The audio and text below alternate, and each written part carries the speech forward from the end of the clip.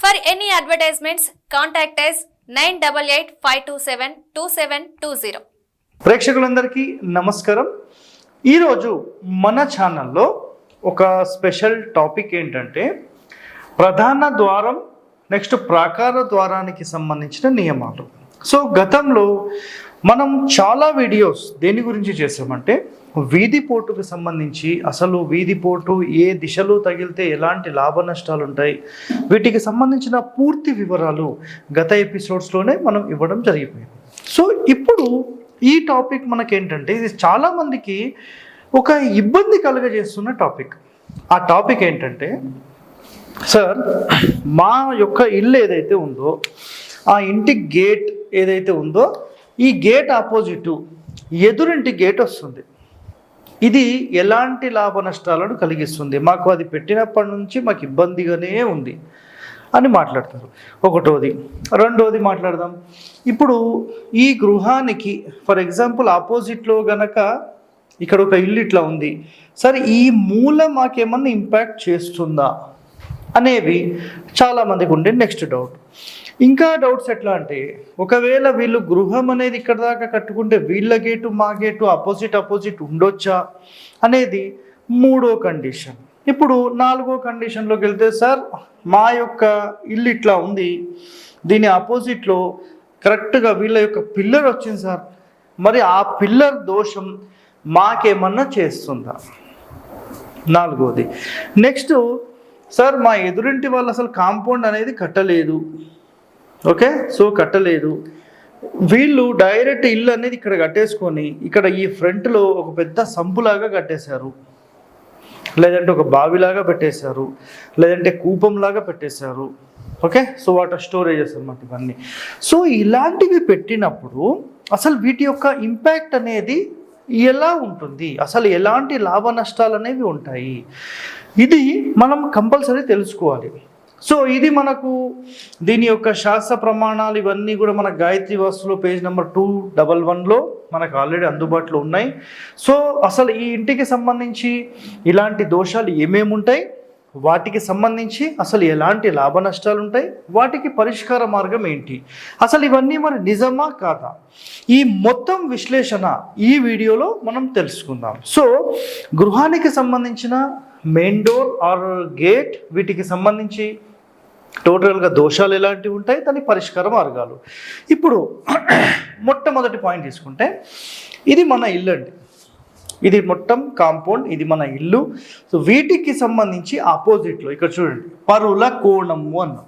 So కోణము అంటే అది పిల్లరా, ఇళ్ళ, మూలన, స్థల మూలన ఇవన్నీ ఉంటాయి కదా. సో డీటెయిలింగ్లోకి వెళ్తే స్థల కోణము అన్నారు. సో ఫర్ ఎగ్జాంపుల్ ఇక్కడ ఓన్లీ ఎంటీ ల్యాండ్ ఉందండి, ఇది ఒక ఎంటీ ల్యాండ్, ఓకే. సో ఇట్లా ఎంటీ ల్యాండ్స్ ఉన్నాయి, అంతే, ఇట్లా జస్ట్ ఎంటీ ల్యాండ్స్ ఉన్నాయి. ఈ మూల మాకు పడుతుంది సార్, దీనివల్ల నిజంగా ఎలాంటి ఇబ్బంది ఉండదు. శాస్త్రంలో కాదు, మీరు నిజంగా ఒక ప్రాక్టికల్గా ఆలోచన చేయండి. ఇది 100% ఏ కారణం చేత చెప్పారనేది కూడా నేను చెప్తాను.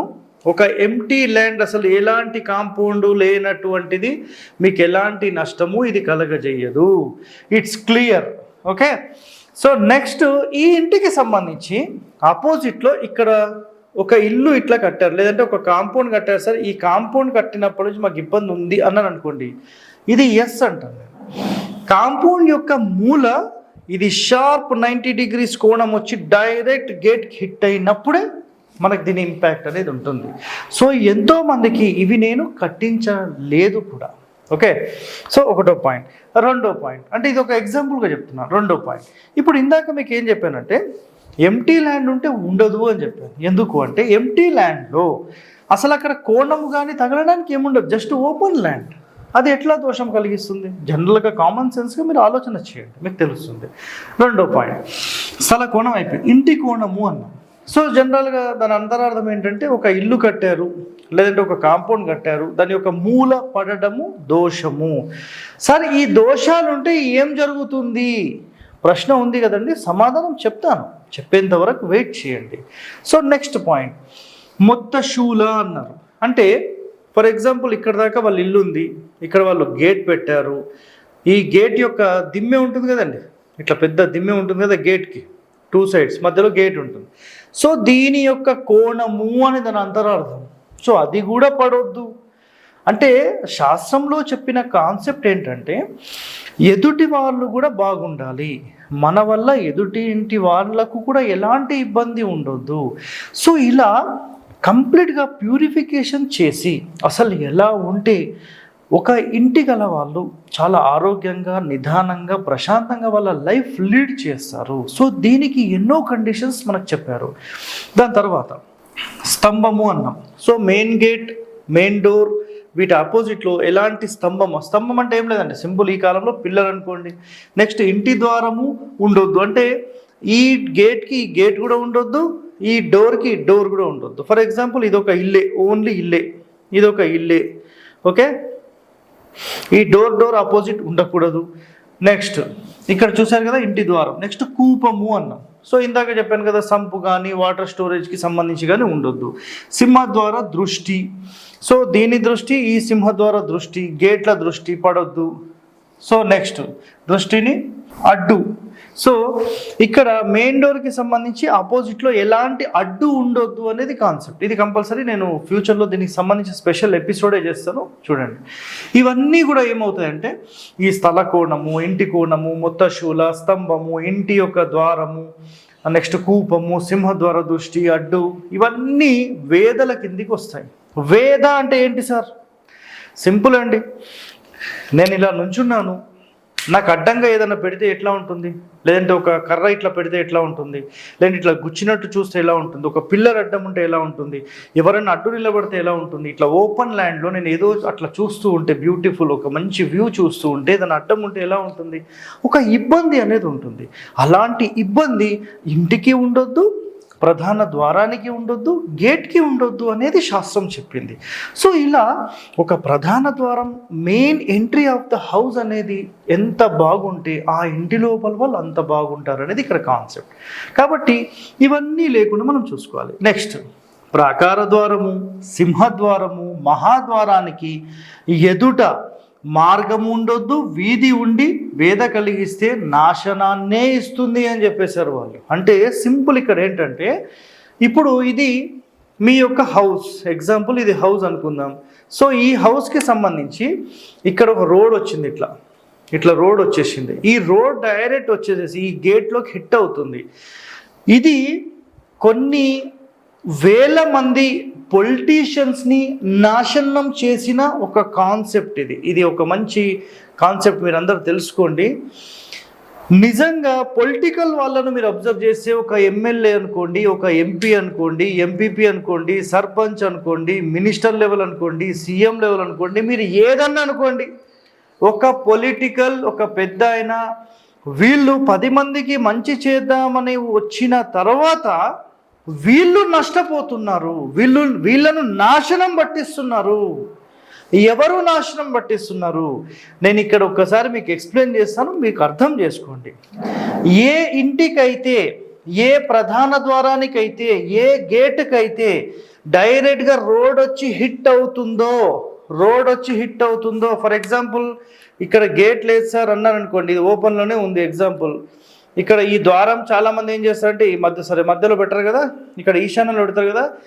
ఏ ఇంటికైతే ఇలా వచ్చి డైరెక్ట్ రోడ్ హిట్టింగ్ అనేది ఆ డోర్కు ఉందో, ఆ డోర్ పెట్టిన తర్వాత ఇక్కడ చూడండి, వేద దీనికి సంబంధించి వీధి ఉండి వేద కలిగిస్తే నాశనమునిచ్చును, సంపద నశింపజేయును, ఆర్థిక ఇబ్బందులు తీసుకురావును, కుల నాశనం జరుగును, ఈశాన్యపు చూపు అనేది చాలా మంచిది అని చెప్పి అందరికీ కూడా ఏంటంటే ఈ ఈశాన్య మూల ఎక్కడైతే రోడ్ వస్తుందో అక్కడ గేట్ పెట్టించడం జరుగుతుంది.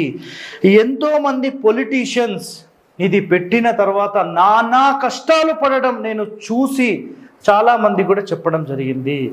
కానీ ఈశాన్యం చూపే మంచిది కదా సార్ అనే ఒక బ్లైండ్గా వాళ్ళు వెళ్ళిపోతున్నారు. నేనేం చేయలేనండి. నేను శాస్త్రంలోని అంశం ఏంటి, అసలు దాన్ని నిజంగా ఎలా ఫాలో అయితే ఎలాంటి లాభ నష్టాలు ఉంటాయి అనేది మీకు పిక్చర్ క్లియర్గా నేను ఇక్కడ చూపిస్తున్నాను, మీరు అర్థం అనేది చేసుకోండి. ఇక్కడ ఈ కులనాశనము, ఈశాన్యపు చూపు, పోటు, వేద ఇవి ఏవి కూడా మన ఇంటి యొక్క కాంపౌండ్కి మూలకు తగలవచ్చు కానీ గేట్కి తగలకూడదు, దానితో పాటుగా అసలు మెయిన్ డోర్కి అనేది తగలకూడదు. ఇది చాలా చాలా ఇంపార్టెంట్. సో ఇవి చెయ్యక చాలామంది లోకల్ వాస్తు పండితులు చాలామంది అంటే ఈశాన్యపు చూపు మంచిది, చూపు దేనికి ఉండాలండి? కేవలం కాంపౌండ్కి ఒక మూల 2 అడుగులు 3 అడుగులు 4 అడుగులు తగలడం ఓకే, రైట్, యాక్సెప్టెడ్. కానీ గేట్ పెట్టకూడదు, డోర్ పెట్టకూడదు. ఇది పెట్టిన తర్వాత నష్టం జరగలేదు అనేది నాకు క్లారిటీగా చెప్పండి. మీరు పొలిటికల్గా ఎదుగుతారా, కానీ మెంటల్ టెన్షన్ లైఫే మీకు ఉంటుంది. క్లియర్గా ఇది గుర్తుపెట్టుకోండి. సో ఇలాంటి ఎంతో సమాచారం మన ఛానల్లో మనం అందించడం అనేది జరుగుతుంది. సో మీరు నిజంగా వాస్తుకి సంబంధించి ఒక ఎక్స్పర్ట్ అవ్వాలి అని భావిస్తే నిజంగా మన ఛానల్ని మీరు ఫాలో అవ్వండి. మీరు ఒక ప్రొఫెషనల్ 6 నెలల నుంచి సంవత్సరంలో అవుతారు. సో ఇలాంటి ఎన్నో రహస్యాలతో వాస్తు అనేది ఒక మహాసముద్రం. ఆ సముద్రంలో కొన్ని నీటి బిందువుల్లాగా కొన్ని చిన్న చిన్న పాయింట్స్ తీసుకొని మనం జ్ఞానాన్ని సంపాదించుకునే దిశగా మనం అందరం వెళ్ళాలనేది ఒక కాన్సెప్ట్. సో గత ఎపిసోడ్లో ప్రధాన ద్వారానికి ప్రధాన గేట్కి సంబంధించిన వేదల గురించి మనం తెలుసుకున్నాం. అంటే డోర్ ఆపోజిట్ కానీ లేదంటే గేట్ ఆపోజిట్ కానీ ఏదన్నా పిల్లర్ ఉన్నా, లేదంటే స్తంభం ఉన్నా, లేదంటే మూల పడినా, గేటు మూల పడినా, ఇలాంటి వాటి గురించి డిస్కస్ చేసేసాం. సో ఇప్పుడు మనం ఇంకా డెప్త్లోకి వెళ్తే ఈరోజు ఈ ఎపిసోడ్లో ఏంటంటే 4 వీధులు కలిసే చోట నెక్స్ట్ ఇంటి నిర్మాణానికి సంబంధించిన రూల్స్. 4 వీధులు కలిసే చోట ఇల్లు కడితే ఎలాంటి లాభ నష్టాలు ఉంటాయి. నెక్స్ట్ సెకండ్ ఏంటంటే ఒక ద్వారానికి సంబంధించి ఒక ఇంటికి సంబంధించి అసలు అపోజిట్స్లో ఎలాంటి వేదలు ఉంటాయి, ఎలాంటి లాభ నష్టాలు ఉంటాయి అనేది మనం ఒకసారి డీటెయిలింగ్గా వెళ్దాం. ఎందుకంటే అసలు ఒక ఇంటికి సంబంధించి ఎన్ని కండిషన్స్ ఉంటాయి.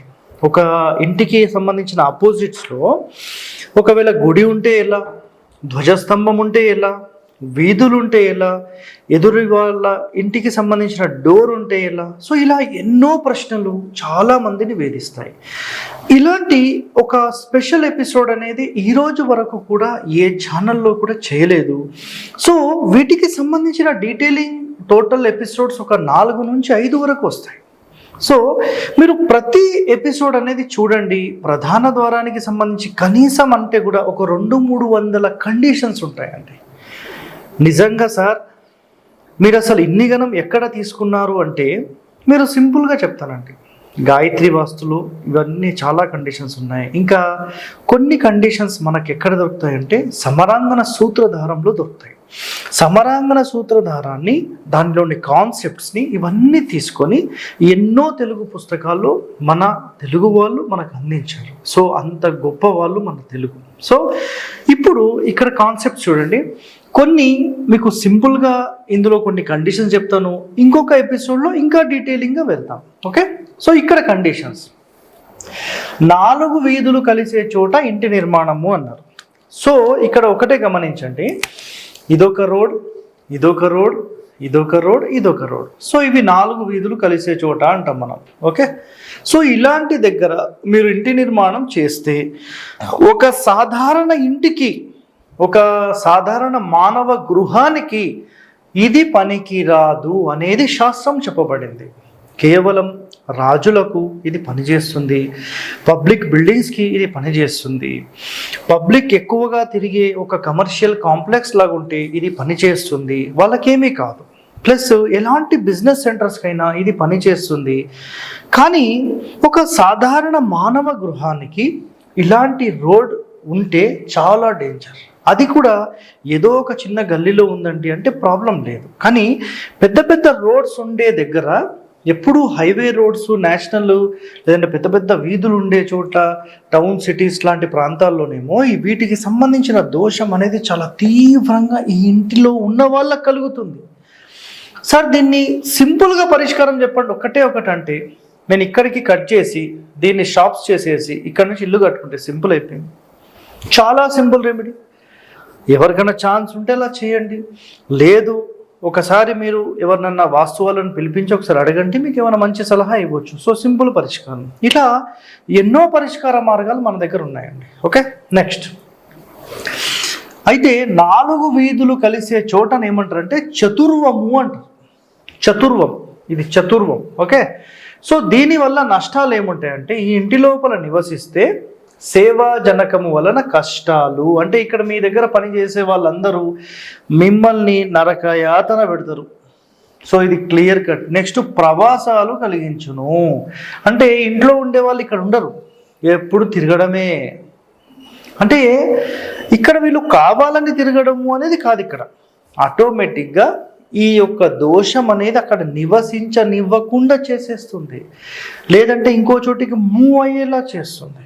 మీ అదృష్టం బాగుంటే మూవ్ అయిపోతారు, అదృష్టం బాగుందంటే తిరుగుతూనే ఉంటారు. అక్కడికి ఏదో పని, ఇక్కడికి ఏదో పని, ఎప్పుడు ఏదో పంచాయతీ, ఇట్లా అన్నమాట. నెక్స్ట్, ఒకవేళ మన ప్రధాన ద్వారానికి గేట్కి ధ్వజస్తంభం అడ్డుగా ఉంటే, ఓకే, నెక్స్ట్ ఈ వేద వలన ద్రవ్య నాశనము, బంధనము, ఐశ్వర్య హాని కలుగుతుంది.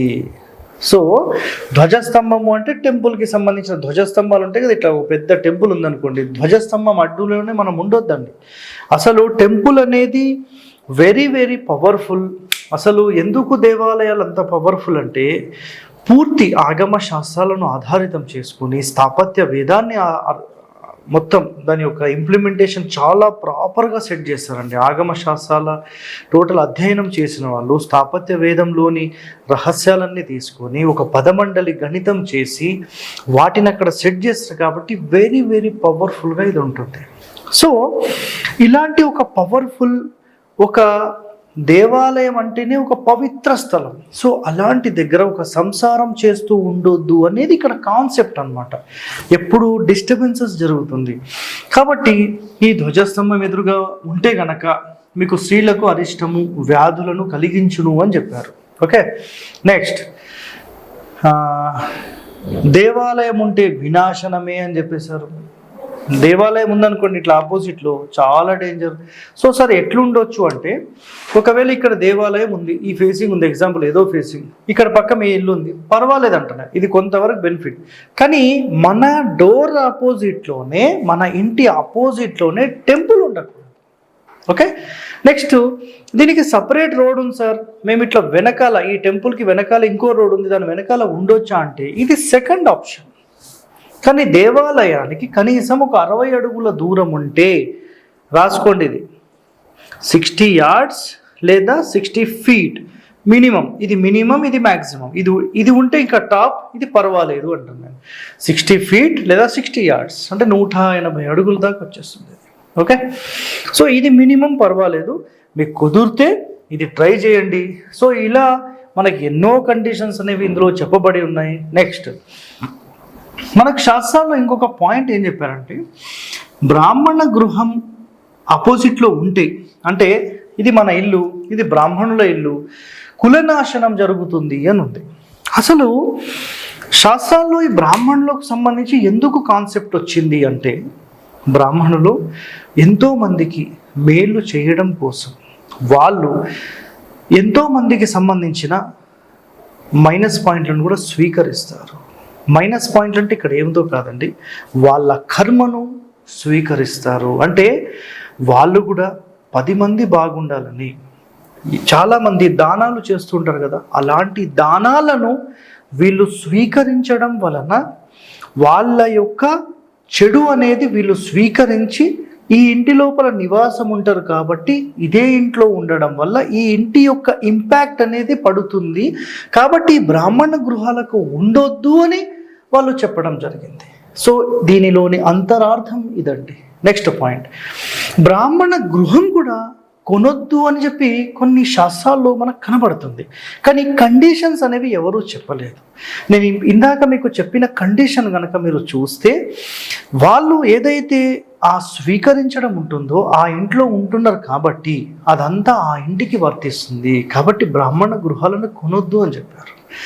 మీరు నిజంగా నేనైతే చెప్తాను, వాళ్ళు మనకు మంచి చేయడం కోసమే చేస్తున్నారు, కానీ దానివల్ల ఎదుటి వాళ్ళకు ఇబ్బంది అవుతుంది అనేది ఇక్కడ కాన్సెప్ట్. కానీ మరి ఇలా అందరూ బ్రాహ్మణులే అంట కాదండి, అది రాంగ్. అది కేవలం ఎవరైతే పూజలు చేసి ఈ దానాలు స్వీకరిస్తారో ఇది వాళ్ళకు మాత్రమే సంబంధం, ప్రతి బ్రాహ్మణులకు కాదు. కాన్సెప్ట్ అనేది మీరు తెలుసుకోకుండా ఇష్టం వచ్చినట్టు మాట్లాడకండి. బ్రాహ్మణులు నేను కించపరచను, వాళ్ళు ఎదుటి వ్యక్తి యొక్క కర్మను స్వీకరించి వాళ్ళు నష్టపోయి 10 మందికి మేలు చేస్తున్నారు, అదొకటి గుర్తుపెట్టుకోండి. నేనైతే బ్రాహ్మణుణ్ణి కాదండి, నేను వాళ్ళు మంచిగా చదివి వేదాలు చదివి 10 మందికి మంచి చేస్తారు కాబట్టి నేను వాళ్ళకి నమస్కరిస్తాను. ఓకే, సో ఇక్కడ కాన్సెప్ట్ నెక్స్ట్ చూడండి. సో బ్రాహ్మణ గృహం ఆపోజిట్ కులనాశ్రమం అనుకున్నాం. నెక్స్ట్, ద్వారం ఎదురు దేవత వాహనాలు కానీ పుట్టలు కానీ మట్టి దిబ్బెలు కానీ ఉంటే విదేశీ గమనము అన్నారు. అయితే ద్వారం ఎదురు అన్నప్పుడు ఇక్కడ ఆలోచన చేయండి ఒకసారి. మన ప్రధాన ద్వారం అంటే జనరల్గా చాలామంది కాంపౌండ్స్ కట్టుకోకుండా ఉండేవాళ్ళు, గతంలో ఉండేవారు. అయితే అలాంటి మెయిన్ డోర్ ఆపోజిట్స్లో దేవత వాహనాలు అంటే దేవతలు ఎక్కడన్నా వాహనాలు తిరుగుతారా అని డౌట్ రావచ్చు కదా, రథాలు ఉంటాయి కదండి. అలాంటి రథాలు కానీ లేదా పుట్టలు కానీ మట్టి దిబ్బెలు, పెద్ద పెద్ద మట్టి దిబ్బెలు ఉంటాయి కదా మెయిన్ డోర్ ఆపోజిట్స్లో కొంచెం దూరంలో ఉంటాయి. సో ఇలాంటివి ఉంటే ఆ ఇంట్లో వాళ్ళు పై అంచులో నుంచి వెళ్తారు అంటే ఆటోమేటిక్గా ఇక్కడ విదేశీ గమనము అని ఎక్స్ప్లెనేషన్ చేయడం జరిగింది. సో దీనికి సంబంధించిన సింపుల్ కండిషన్. నెక్స్ట్, సింహద్వారం ఎదురు వృక్షం ఉంటే అంటే డోర్ ఆపోజిట్లో ఒక 10-15 ఫీట్ లోపల ఉంటే అది శిశువులకు హాని కలిగిస్తుంది అని శాస్త్రం చెప్పింది. సో వీళ్ళ యొక్క అబ్జర్వేషన్ అనేది ఎన్నో సంవత్సరాలు అబ్జర్వేషన్ చేసిన తర్వాత ఇవి రాసినవండి. ఏదో ఊరికే ఎవరికో పోయి అట్లా దెబ్బ తగిలిందంటే ఆ వృక్షం ఉండదు అట్లా కాదండి, వాళ్ళు పరిశోధన చేసే క్లారిటీ ఇచ్చారు. నెక్స్ట్, మెయిన్ డోర్ ఆపోజిట్లో వృక్షపు నీడ, ధ్వజస్తంభము నీడ, గోపుర నీడ, ఆలయ నీడ, శిఖర ఛాయ పడితే దరిద్రము అని చెప్పారు. ఇంతకుముందు మీకు ఎక్స్ప్లెయిన్ చేశాను కదా, వృక్షము నీడ పడుతుంది అంటే ఆటోమేటిక్ ఏంటంటే మన ఇల్లు చీకట్లో కమ్మేస్తుంది అని. ధ్వజస్తంభం అంటే ఇందాకనే చెప్పేశాను ఇక్కడ. నెక్స్ట్, గోపుర నీడ అంటే ఆటోమేటిక్ మన ఇంటికి మొత్తం అడ్డొచ్చేస్తుంది కాబట్టి ఇక్కడ 60 ఫీట్ 60 యార్డ్స్ అని చెప్పడం జరిగింది. ఆలయం నీడ అంటే అసలు మన ఆపోజిట్లో టెంపుల్ ఉండొద్దు అని చెప్పేసాను. శిఖర ఛాయ, సో ఛాయ పడుతుంది అంటే మనం దగ్గర ఉంటున్నాం, సో దూరం ఉండండి అని చెప్తున్నాను. సో ఇవేనండి ఇక్కడ పరిష్కార మార్గాలు, చాలా సింపుల్గా మీకు ఎక్స్ప్లెయిన్ చేశాను. ఇంకా ఈ ద్వారాలకు సంబంధించిన ఇంకా డీటెయిలింగ్ ఎక్స్ప్లెనేషన్ తరువాయి ఎపిసోడ్లో తెలుసుకుందాం. ఓకే, అంతవరకు సెలవు మరి, ధన్యవాదాలు.